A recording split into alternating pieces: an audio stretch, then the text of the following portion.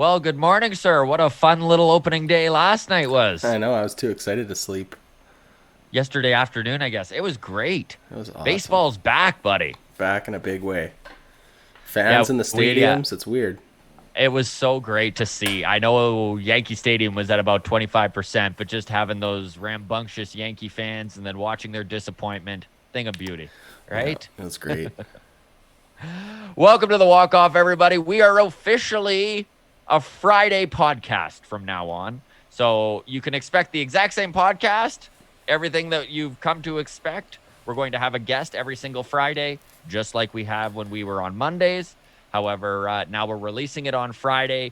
We start our radio show on 365 Sportscast Tuesday at Yes. 4 Mountain Time, 6 Eastern. So going right into the Blue Jays game, pretty much is how it's going to be. So you can kind of pre-game it with us and then check out the Jays game. And then Tuesday, we're also going to live stream the game, kind of a watch party type of idea like we did yesterday with opening day. It's going to be at Globe Life Park, and it is going to be 100% capacity. Those crazy Texans. Crazy I'm looking forward Texans. to it, man. It's going to be great. It's gonna be a good time. It was fun. So, Sorry, just mentioning the yeah. crowds there. It was fun watching Aaron Judge caught that ball in foul territory in right field, and just watching the fans there trying to like yank it out of his hand. It's like just He being. did not want to give up that ball, He eh? did not They're want to. yelling at him, come on, throw it to us. He's like, no, you tried to pull it out of my glove. You don't get it now. It's great, and that's the stuff we're gonna get to see again, having fans back in the ballparks. So Yeah, so our guest today is Shea Hillenbrand, former Toronto Blue Jay, two-time All-Star. He has an incredible story to tell. We put a clip out last week of him explaining what went down when John Gibbons challenged him to a fight, but there is so much more to so this much man's more. story. He talks about buying a zoo, quitting baseball in his prime, just a lot of dark stuff too. So yeah, buckle up. It's a good one. It's a That good should one. that should be in about 30 minutes. Yeah. And then we also talked to Josh Palacio on Tuesday. He is the Jays a Blue Jays outfielder on the 40-man roster. He was drafted back in 2016 by the Jays. He is right on the precipice of the major leagues. He was fantastic to chat with. So we'll release that interview. We've got a clip out right now on YouTube. You can check out the Walk Off YouTube page. You can subscribe and not miss anything like that. We always post our stuff there. So Josh Palacio should be out in the next week or two. Same thing with Ali Schroeder. She is a Canadian on the National Canadian Women's Baseball team. First woman to play in the collegiate leagues here in Canada. So she's playing on Vancouver Island with the boys there for the Mariners. That's the Vancouver Island University team. So we'll play her. Again, we're not exactly sure when these are going to be released. We've got them in the can right now, but within the next few weeks, kind of keep your eyes out on our YouTube page as we release clips and the full interviews. Yeah. And, buddy, I'm really excited to announce this. So for all of you listening, we started this thing 9 months ago. And believe me, the fact that you're still listening or that you have found us in the last few months and continue to listen is greatly appreciated. I know, Adam, when you called me last June and we're like, let's run a Blue Jays podcast, we talked about, wouldn't it be cool if, 2 or 3 years down the road, we can talk to an actual rostered Toronto Blue Jay? Well, buddy, way ahead of schedule Way here. ahead of schedule. Way ahead of schedule. We're going to the big leagues, everybody. Tuesday, we chat with Tim Meza of the Toronto Blue Jays. He, of course, made the team. He's the big lefty in the bullpen this year. So we're going to go over his injury problems, his big recovery. He had Tommy John back in 2019. We'll figure out what that was like, what the difference is between playing on that 2019 Blue Jays team and this year's. Obviously, it's going to be night and day. So we're really excited to talk to Tim. We'll have some clips up again probably this week. Yeah, on our YouTube page. So again, without you guys listening, honestly, thank you so much. Keeps us motivated for sure. It's blowing me away that everyone is so into these interviews we're doing. It's very cool. Yeah. All right, my man. We're going to break down opening day here. We also are going to talk about the Francisco Lindor signing, and I want to get into Kumar Rocker and Jack Leiter, the Vandy boys. Okay. They look like they're going to be number 1 and 2. So that's kind of what we got on the show today. Let's talk opening day. What a fun time. Wasn't it great? We went toe-to-toe with Garrett Cole, and we didn't blink. So a few things to take away from yesterday's game. I loved how this lineup worked Garrett Cole. Okay, like Cole pitched he pitched 5.1 innings. Okay, they chased him in the 6th. He had a 97 pitch count. He was at 60 pitches by the 3rd. Beautiful work by that lineup. And you know what? Another thing that stood out about this lineup is that the top 3 guys in the batting order, Simeon, Biggio, Bichette, went hitless. Yeah. And the game was won by the rest of the lineup. And that's how deadly this Blue Jays offense is. And that's why you want such a deep offense. I mean, if you look at who won the game for us yesterday, right? Randall Grishik had a quietly fantastic game. It was a very quiet performance, but man, without him, they wouldn't have won that game. He drove in the winning run. He played some really good defense. And he was hitting 8th in that lineup. Amazing. Like it is amazing. It is fantastic. I was saying yesterday, other than Danny Jansen and Kevin Biggio, basically everyone who's in our lineup has 30 home run potential. Exactly. Even Grichuk. Exactly. I mean, Grichuk won't play enough games this year to get to 30, but without some injury help. But hopefully he doesn't play a full season. Agreed. But yeah, but what a great 4th outfielder to have. Right? Absolutely. So that's great because I know I've watched my fair share of Blue Jays games where you've got 2 or 3 guys that have 40 or 50 home run potential, but when those guys don't show up for a game, it makes for a long day. Yeah.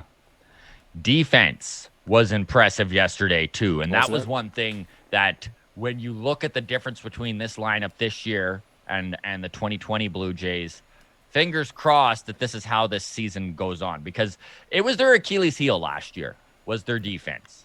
They made errors that they had no business making, and man, yesterday there were some really impressive things happening. Kevin Biggio looked amazing at 3rd. Awesome at Vladdy, talk about a picking machine at first. I've never seen him play first base that well. It was great. His footwork was fantastic. He did have the one throw where his toe came off the bag. He had to stretch for a throw in the dirt from 3rd. But, I mean, nothing got by him. And you know what? The truth is, I truly believe maybe half the first basemen in the majors make that play. Yeah. Like it wasn't like a big gaff, It's exactly. It's not like where we can sometimes last year where you watched Vladdy and you were like, "Come on!" Right. And 29 other guys, 29 other teams guys would have made that play. Yeah. Come on, Vladdy, but no, not yesterday. I want to talk pitching too. Cool. Can we go back to defense for a minute? Yes. Because let's go back to defense. Slow me down, Adam. All right, let's slow down. So, defense looked good. We did have a couple blemishes, though, and I think it's important to acknowledge those. We had a blooper into left field that I'm not happy about. Yes. I think it was the Phelps inning when he was pitching. We got into kind of a pickle with the bases loaded, and he pitched himself out of it. So, good for him. Yes, he did. Got that double play. Right. So, I was very nervous, but there was a bloop pop fly to deep shortstop, shallow left field. Bichette showed great range. Heck of an effort. To even be in the area.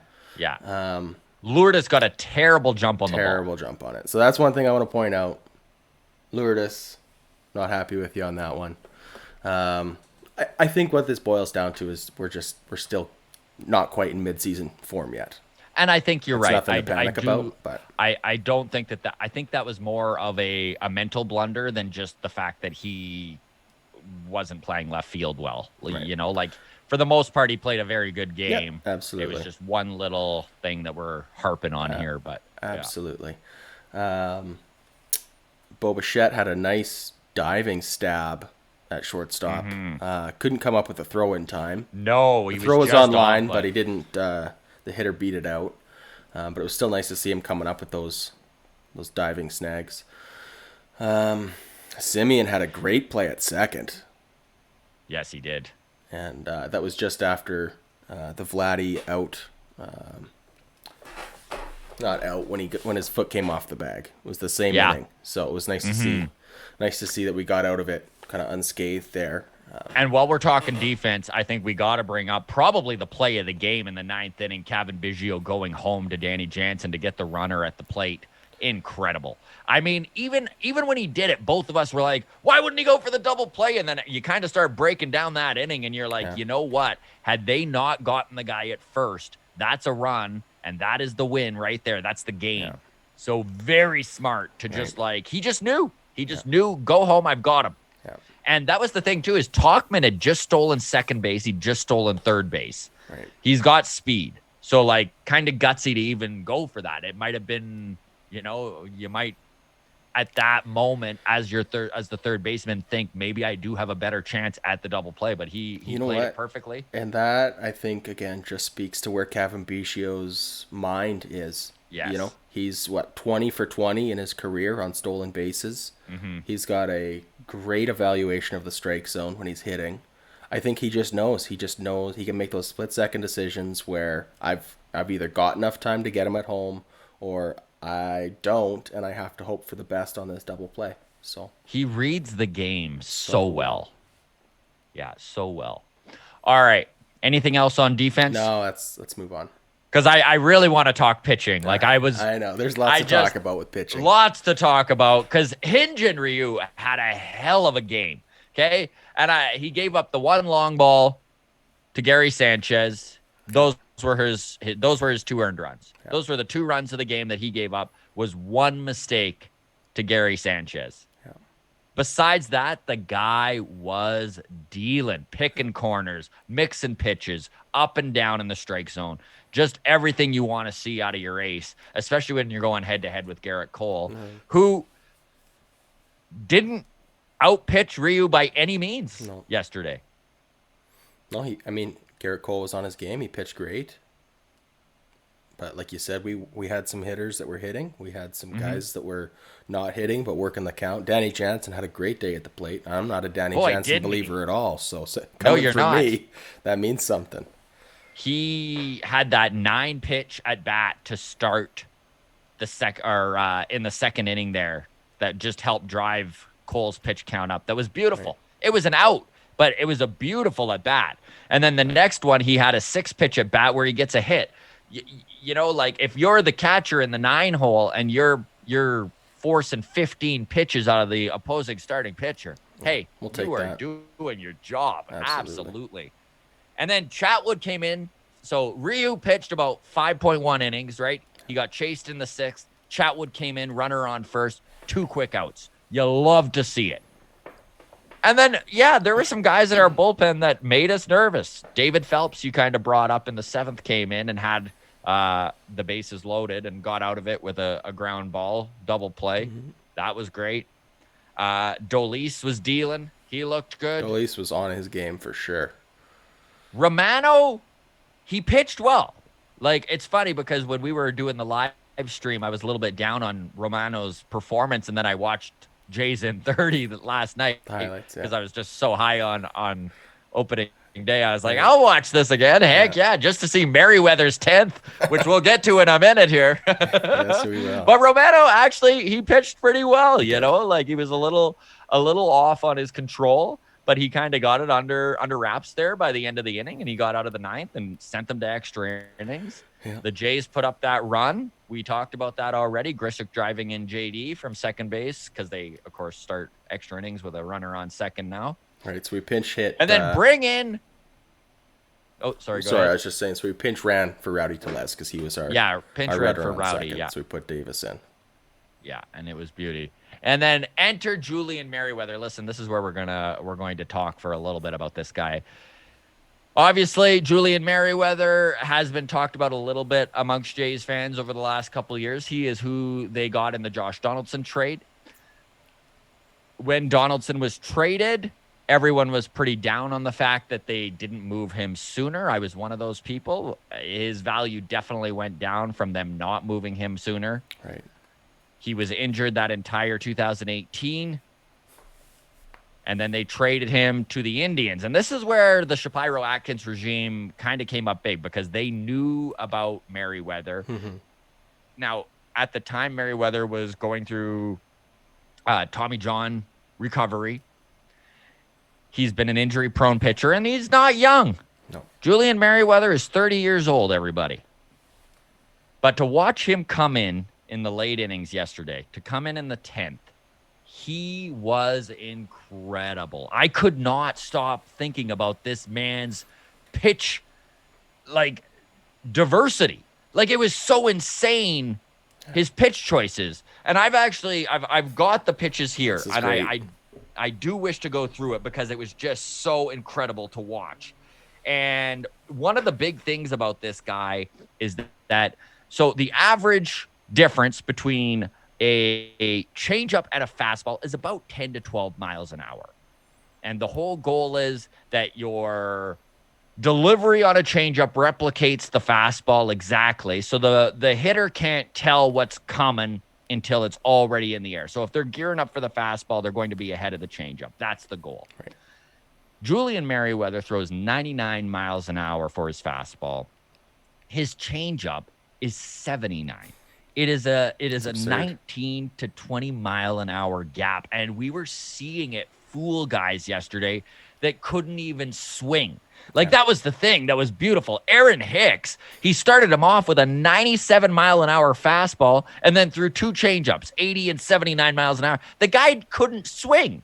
Like, when you're gearing up for 99 and you see that it's like, that's the thing with a 20 mile an hour gap, you know right away it's not a fastball, but you can't move on it. Your timing is so off. Your timing is so off, you can't even swing. It was just beautiful to watch. Yeah. So he 3 pitches to Hicks, a strikeout. Enter Giancarlo Stanton. Did he ever look stupid? Did he ever look stupid? Like, he literally, Merriweather painted the right side of the zone with an 87 mile an hour slider, painted the left side of the zone with an 88 mile an hour slider, and then threw 99 miles an hour inside and high, and he swung right through it. Like, he walked away shaking his head. That's one of the best hitters in the game. One of the best hitters in the game, walking away, shaking his head while Yankees fans boo him. Cherry on the cake for us Jays fans. Just Yes, sir. So Julian Merriweather, definitely someone to, as a Jays fan, get familiar with that name. Get excited. Yeah. It's great. Like, obviously, he needs to stay healthy. Health has been his big problem all along. And I know that there are people out there. I know I just saw a tweet today, right? And it was one of the kings of Blue Jays Twitter, so it had a ton of likes and stuff. And it said, broke. Julian Merriweather, the closer of the future. Woke. Julian Merriweather is a starter. And it's a good I guess it's a decent take. I don't think that way. I think let's leave him in the bullpen. He's 30 years old. They've got so many prospects coming up that are young starters, right, that I don't know why you would try and stretch this guy out, especially when he has a history of injuries. I agree. I see the potential that he has as a starter, and this is the thing with any guy with stuff, right? Is, of course, how can you not sit and fantasize about him being a starter? Yeah. Look at Aaron Sanchez, right? Like, he was deadly out of the bullpen, and they kept trying to push him up to starter, and he couldn't stay healthy, right? And you got to ask yourself, had they just left him dominate at the back end of that bullpen? And, of course, guys, like, Sanchez was different because he was 26 at the time, and even from his perspective, obviously there's so much more money to be made as a starter. Right. But if you're in Merriweather's shoes and you're finally made your way up to the big leagues at 30, maybe even he's got to think, you know what? Like, there's money to be. You look at what Liam Hendricks just got out of the White Sox. There's money to be made if you're a high leverage guy in the bullpen. Yeah. I'm so excited about this guy, man. Like I haven't watched an inning that dominant that I can think of in so long. Like just dominant. Yeah. Struck Well, out the side. I mean, unless he can, if he has his sights set on being a starter as a 31-year-old starter next year, unless he's coming off of a Cy Young performance, no one's going to be giving him $20 million a year, anyways. No, So no. Now I do I want to talk. Oh, go ahead. I was just gonna say I haven't missed Kirby Yates yet, No, right? so Can't miss what you didn't have. can't miss what you didn't have. Exactly. Before we move on here, I do want to talk a little bit about the catching position. Danny Jansen, obviously, and we mentioned it. He had a heck of a game yesterday, Yep. and I think he needed to. I think his rope is getting shorter and shorter. This front office truly believes in Danny Jansen. I think it's why he's still getting chances. But the heat is starting to get turned up on him. Riley Adams had a heck of a spring. Yep. Okay. He is on the taxi squad. This is how good of a spring Riley Adams had, who is one of the top catching prospects in the Jays system right now. Alondro Kirk had a spring that was so incredible that despite this front office's love of asset management, they literally were just like, you know what, we can't say no to this kid. How can we do that and tell the rest of our players if you work hard and you perform, you will be rewarded? They couldn't. So they cut Reese McGuire. He was DFA'd. He's on waivers. Somebody will pick him up. Right. I think he's a good enough catcher that a team Left-handed like hitter. left-handed hitter, a team like Pittsburgh could grab him, use him as their backup catcher. You know, like there's a lot of terrible teams out there that could grab Reese McGuire. Right. Even the fact that the Jays went out and got what was the veteran catcher there? Juan Gatterall. Juan Gatterall. They Yeah. they traded some cash to the Dodgers a couple days ago for him. He's a veteran catcher. They'll stash him in AAA in case there's an injury or something like that. I think they do wish one layer between Riley Adams.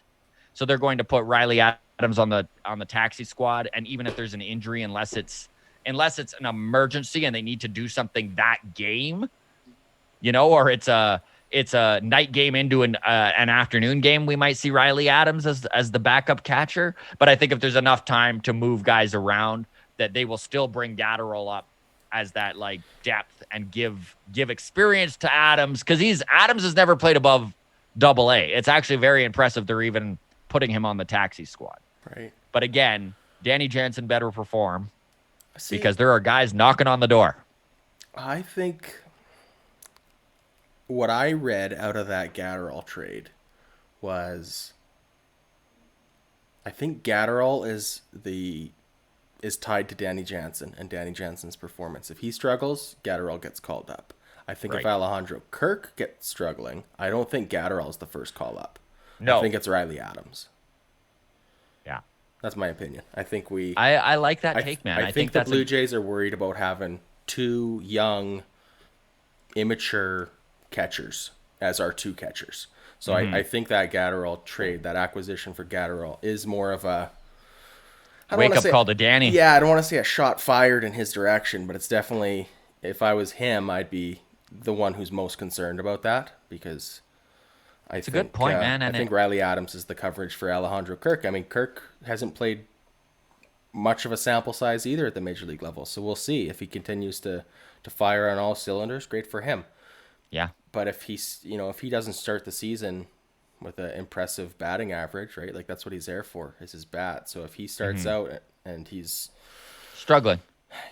by mid-May, if he's hitting around 200, We don't need two of those guys on the team, yeah. two of those guys. So, and if Riley Adams continues to impress, then I think you bring him up and send Kirk down. You feel the same way? Danny Jansen's rope is getting short, Absolutely. right? Yeah. I mean, if he plays games like he did yesterday, he's fine. Well, one thing with Danny Jansen, I know everybody hypes he's such a good defensive catcher. He didn't look good in the ninth when they had their pinch runner in. No, he didn't. On that stolen No, base at second. he could not. He He did could not not. keep. Yeah, He was not even close to throwing him out at second. yeah. And then on the stolen base to third, he bobbled the ball, Bobbled the pulling out ball. of his glove. Yeah. So don't like to see that. Otherwise, he did good at the plate and block. He did block a couple big pitches that were He down in the did. dirt. So, That's the thing is he probably saved a couple runs too. hell of a So, goalie. yeah. Yeah, a heck of a goalie. Another thing I wanted to talk here before we move on to the rest of the league. They were talking about a comparison here between Teoscar Hernandez and Aaron Judge. Okay. And these are a right field comparison between the Jays and the Yankees. So Teoscar Hernandez, and these stats are from 2020. So Teoscar Hernandez in 2020 played 49 games. Okay. His average was 289. He was hitting 289. On base percentage, 340. OPS, 919. Okay. Okay. Aaron Judge played 29 games. So he played 20 fewer games. His batting average was 257. His OBP was 336. And his OPS is 891. Which just goes to show you how much fanfare and love that Aaron Judge gets. And I know he's a Yankee, so that's just kind of par for the course. Right. Yankees fans tend to be the loudest. But Teoscar Hernandez is right there as one of the top hitting right fielders in the league.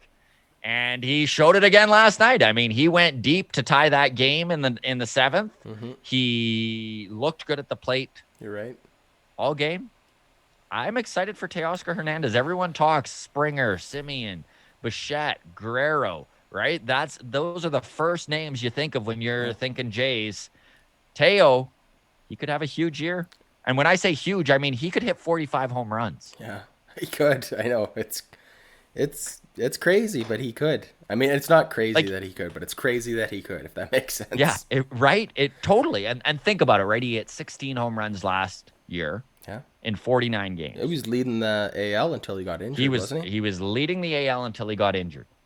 So even if you just let's scale it back. Instead of 16 home runs in 50 games, 49 actually he played. Sure. Let's take 6 home runs off. Okay. 10 and 50. So then he's hitting 30 home runs over 145 games. Right. It's still incredible. Yeah. No, you're right, and that's the thing is this lineup is, I think, goes toe to toe with anybody in the league. I think the Yankees, the Jays, and the Dodgers. Those are the three scariest batting orders in the entire MLB. Juggernauts. It's think, so fun. I think you take 2 of our bats out of the lineup, and we're still a top 5 batting order. Yeah. Well, we're proving it with funny. Springer out of the lineup. Like, yeah, no, that's good. So, what do you think? We got 2 more games against the Yankees this weekend. Nothing today. Got the off day, which I hate. I hate too, especially coming off that high. After yesterday's game, I'm like, give me another one, baby. Yeah. So Saturday, Sunday, we got the Yankees. So Saturday's game is going to be Corey Kluber lining up with Ross Stripling. Okay. Sunday's game is Dominga Germain. Okay. Either way, whatever. I don't know. I'm not the expert on names. And he lines up against the Blue Jays pitcher of to be announced. To be announced. Yeah. This is where we're at. Game 3 of the season, and we're already playing the to be announced game. Yeah. Probably going to be TJ Zoik. Most likely, what's going to happen is they'll throw an opener in there. Could even see Merriweather. You might see them give Merriweather the start. He'll pitch an inning, bring in TJ Zoik for 3 to 4. Yeah. And the reason that the Jays would do that is so that TJ Zoik isn't exposed to that Yankees lineup 3 times through the order. Right. That's kind of the idea behind the opener there. So we'll see what happens. Honestly, man, I hate to already play this game, but we're going to play it all year long. They play the Yankees 19 times. Yeah. Okay. For this team to make the playoffs, I truly believe they need to go 9-10. At least 9-10. At least against the Yankees. 9 wins. Okay, so which is almost 500. You can lose one more game than you win against the Yankees. And now we need 8 wins in the next 18 games. That's where we're at. I would love to see them take another game this series. Do you I think they will? all us Jays fans will. There's I don't know, man. There's no reason we shouldn't There's get a no split this reason. weekend. I agree. There's no reason why we can't take one of the next 2 games. Yeah. I mean, if we can beat and if Garrett Ross Cole, Stripling, if Ross Stripling looks good, and he has looked good in spring, if Ross Stripling can get through 5 to 6 innings and give up 3 runs, I think we win that game. I think our bullpen looked amazing. This is something we've both talked about. We don't expect any 3-2 games this weekend, do we? No. I think that was the lone 3-2 game we're going to see, and we may see some 9-7 games for the last 2 games of this series. Yeah, man. So, should we touch on some things from around the league? Yeah, let's do it. I do wish to talk this Francisco Lindor signing. Okay. A couple things. Number one, New York Mets. I wish I would have written down the reporter's name, but it doesn't matter. The question that was asked was, do you like the nickname Frankie? And Francisco said, no, I don't. He's like, my mom called me Francisco. He's like, it just feels when it said Frankie that it's very Americanized, and I'm just very proud of my heritage, and I would like to be Francisco. So we'll, out of respect on the podcast, we'll stop calling him Frankie. We'll call him Francisco if that's what he'd like to be called. There we go. So Francisco Lindor was offered $325 million over 10 years by the New York Mets. It's a lot of money. It's a lot of money to say no to.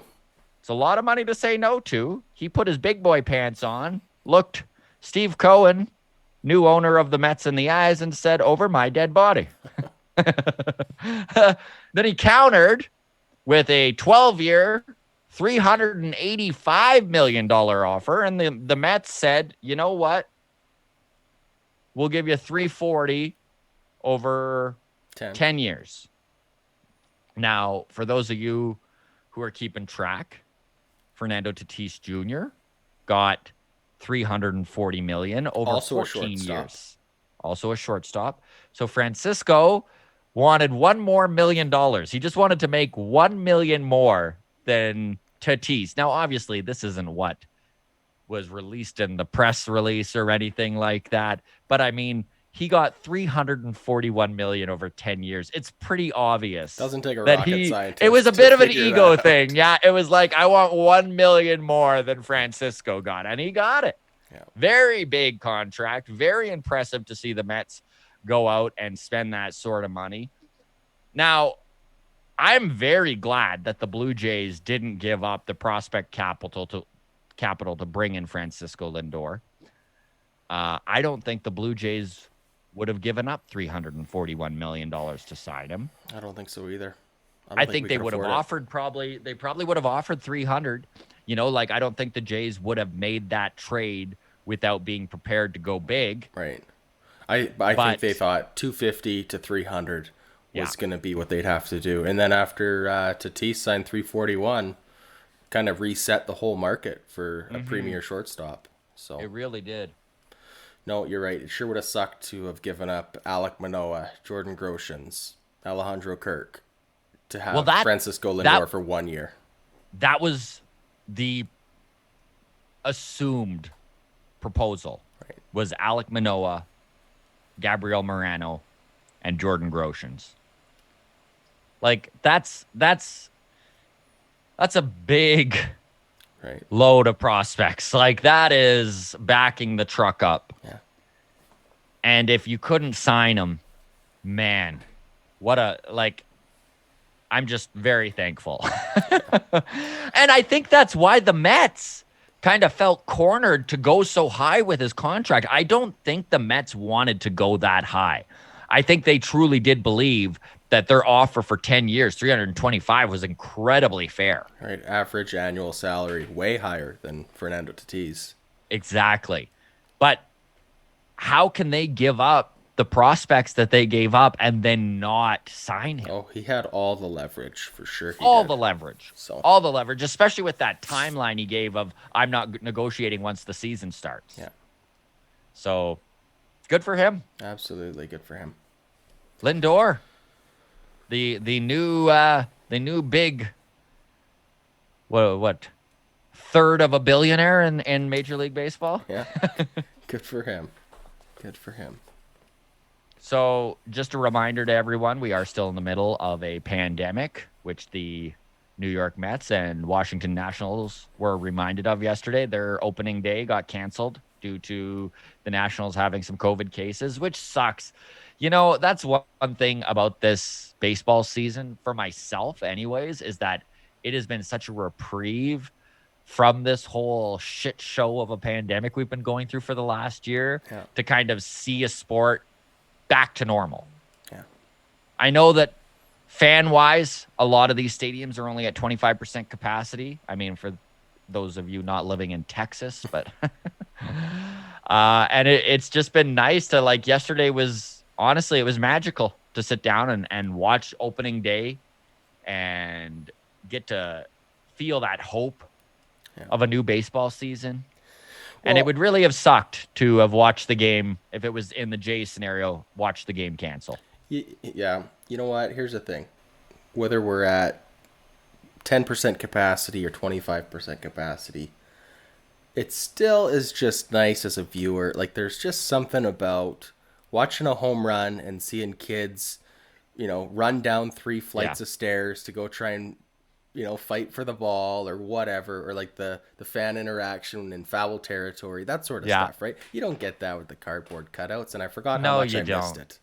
Even watching Yankees fans boo Stanton after striking out, it was beautiful. It was. And another thing with baseball, Stanton's probably like, I could have done with cardboard cutouts at that moment, but another thing with baseball stadiums is most of the time they're not full anyways. Yeah. Like 162 games, you got 81 home games, 50,000 seat stadiums. Most of the time, not full for a Wednesday afternoon in Pittsburgh, Exactly. So, oh yeah, especially in Pittsburgh. what did you think of the home run that was not a home run? Oh, with the Dodgers. Wasn't that insane? Right. Yeah, for those of you listening right now who didn't get to see it, you should really go on YouTube and just type in Cody Bellinger home run gaff. So Justin Turner's on first. Justin Turner's on first. Bellinger nails the ball. Right fielder for who were the Dodgers playing yesterday?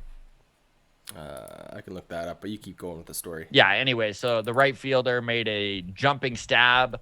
It hit his glove and bounced over the wall. Playing the Rockies, right. So Justin Turner at first base, he starts running. Then he thinks that the ball is caught because it looked like it went in the guy's glove, but when it slammed against the wall, the ball bounced out. So home run. However, Justin Turner, who's on his horse, rounding third, sees that he thinks it's been caught, so he turns around and starts boogieing back to first base, right? Because he doesn't want if it was caught, he can be out at first if they get the ball there in time. Bellinger passes him on the base path.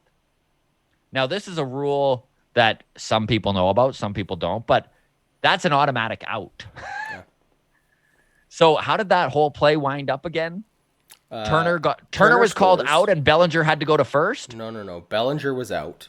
Bellinger was called out. Turner had to go back to first. No, Turner scores. Yeah, Turner scores. So it's an RBI single. Right. That was hit over the fence. Unreal. Yeah. So wow. Just one of those weird, wacky plays. I don't know. It's one of the things that makes Speaking of the Dodgers, it's so unique, right? So many weird rules. Speaking of the Dodgers, David Price. This is how good this starting rotation is. David Price is starting for the Dodgers in the bullpen. It's absurd. It's absolutely absurd. This is a guy who would be the 5th pitcher in any starting rotation in baseball. He'd be our number 2. Teams. He'd be our number 2. Absolutely. He'd be a lot of teams' number 2. Yeah. It's wild that he is in the bullpen. Yikes. You put it best, man. You put it best when we were talking. We did a little cut in for ball cap sports. Right. Yep. they were doing a live stream yesterday, and we stopped in for an inning. And you mentioned he was just talking about how far we think this Jays team can go. And you brought up a very good point of even if we go all the way through the American League, everyone seems to be forgetting, and I love the way you put it, the wood chipper that's waiting on the other end of that, which is the Los Angeles Dodgers. And man, again, like that starting rotation. David Price is in the bullpen. Are you kidding me? Like, Yeah, so anybody that has any ideas of really investing in a big piece for a late playoff run this year, like, that's just... it better be Max Scherzer. Yeah. Yeah. Dodgers, I mean, obviously health is always a question mark with everybody, right? But if they're still healthy... Yeah, I can't see too many teams taking more than a game or two from them in the World Series, so... Yeah, agreed. All right, my man, before we throw to former Blue Jay and two-time All-Star Shea Hillenbrand for one of my favorite interviews one of the wildest conversations we've ever had. Absolutely. If you thought Greg Zahn was hot, wait till you hear Shea Hillenbrand. Wow, just an insane storyteller. Just his life story is crazy. Anyways, we will get to that in a couple seconds. I did wish to bring up the Vandy Boys, Vanderbilt University out of Nashville, Tennessee. This is a collegiate team that it doesn't stop blowing me away. I mean, the talent that they are producing, and I know that Jeff Passan was quoted as saying that he feels like Jeff Passan is a MLB analyst, one of the top MLB analysts. Most of you know who he is. But he was quoted as saying that the Vandy Boys are like a double-A team, which is, again, insane talent for a collegiate team. Austin Martin came from Vanderbilt, so Blue Jays and so fans... So did Phil Clark, who is another Blue Jays catching prospect that is out of Vanderbilt as well. They picked him up in this year's draft. I think he was drafted in the 4th round. Either way, we've got a couple Vandy boys on the Jays. But Jack Leiter, Al Leiter, former Blue Jay, his son, and Kumar Rocker. Now, they are at the top of their starting rotation, and these guys are lights out. If you want to go down a pitching rabbit hole, Google the pitching ninja, and he's got just, it's nonstop Jack Leiter, Kumar Rocker stuff. It's incredible. Like the guys are going to go number 1 and 2 in this year's draft, which has never been done. It's never been done where 1-2 comes from one collegiate team. Right. And they are 21-year-olds that are just, they could be in the major leagues right now, I think. Well, that's crazy. It is crazy. So the Pirates are going to get a pretty good pitcher whoever they decide to take. I did want to bring that up as the draft is getting closer. It's supposed to be in June this year. So MLB weirdly always does their draft mid-season. Yeah, because why not? Because who cares? All of these guys are going to take 3 to 4 years to see anyways. I mean, with the exception of, this may be the one exception this year where we see Jack Leiter and Kumar Rocker next year in the major leagues. Maybe not. Yeah. You don't want to push development too quickly, but if they get drafted by the Pirates, they might have to start this year. All right, my man. Thank you, everybody, for listening. Again, we talk with Toronto Blue Jay bullpen pitcher Tim Meza on Tuesday. So keep an eye on our YouTube page. We'll have some clips up there. We start our radio show at 365 Sportscast. You can download the app or go online to catch that. That is going to be at 4 p.m. Mountain Time, 6 p.m. Eastern, right before the Blue Jays play the Rangers. And then we're going to live stream that game with a full capacity crowd in Globe Life Park. Yeah, good luck. We'll see y'all next week. Thank you so much for listening, and enjoy Shea Hillenbrand.